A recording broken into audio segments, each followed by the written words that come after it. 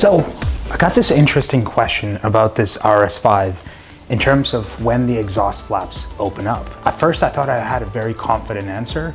You know, put it in dynamic, the exhaust flaps open, very obvious. You put it in individual, you change the exhaust setting to the aggressive exhaust mode and the exhaust flaps open up. And then there's this S mode in the drive selector. And that got me thinking, what does it do? Does it impact the exhaust flap? Does the RPMs impact the exhaust flap? I wasn't sure anymore. So in this video, let's figure out when the exhaust flaps of this Audi RS5 opens up and closes. So I've got the camera all rigged up.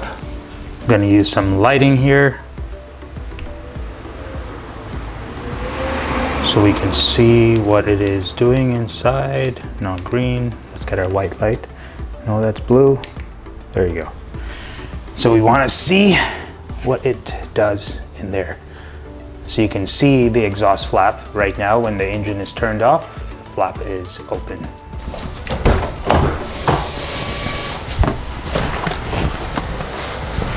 So right now the exhaust flaps are open, as you can see. Let's turn on the motor and see what the flaps do.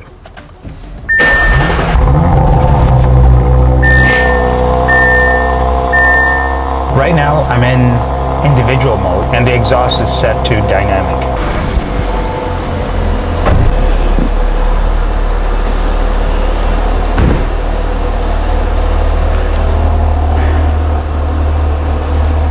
As you can see, the exhaust flaps are closed. Now,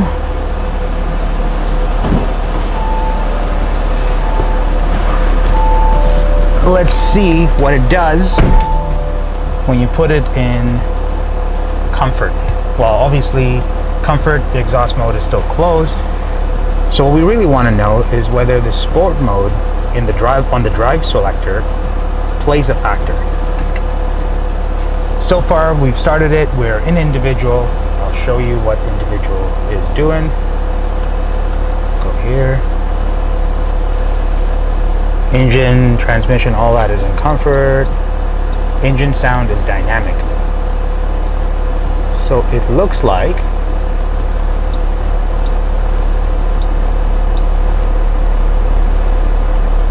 engine sound doesn't really do anything here. That's interesting. I didn't expect that. Now let's say we put this in drive. Right now it's parked. And we turn the parking button off. It looks like it's still...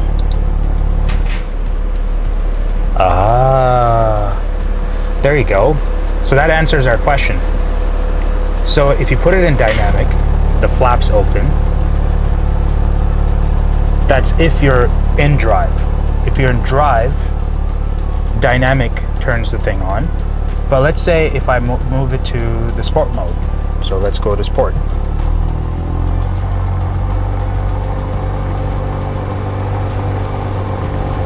Yeah, so I was pretty accurate about that. So there's dynamic. Comfort, the flaps are closed. Dynamic, flaps are open. And it's in drive mode. If I go to sport, all it is doing is increasing the RPM. So throttle response, throttle input, it's going to be a lot more aggressive, but it doesn't do anything with the exhaust. Now if I put this in comfort, it also resets the drive mode to regular drive, and the engine's a lot less happy, let's say.